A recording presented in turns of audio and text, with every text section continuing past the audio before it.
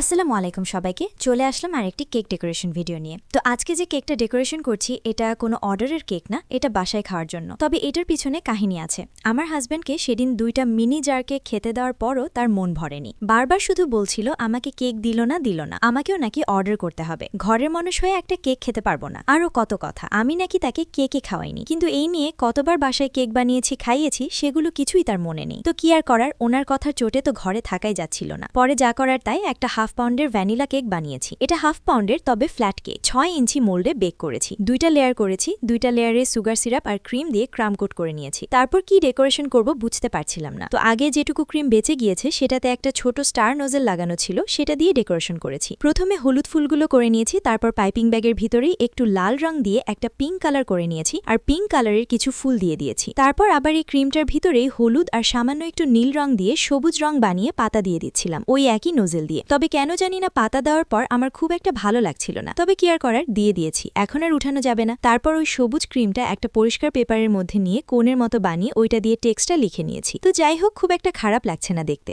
বাসায় খাওয়ার জন্য তাই তেমন সুন্দর না হলেও চলবে। তো এটাই ছিল আমার হাফ পাউন্ডের একটা কেকের ডেকোরেশন। কেমন লাগলো সবাই অবশ্যই কমেন্টে জানাবেন। আর কেক অর্ডার করতে ইনবক্স করুন আমার ফেসবুক পেজ সুইট ক্লাউডে, অথবা কল করুন স্ক্রিনে দেওয়া নাম্বারে। আল্লাহ হাফেজ।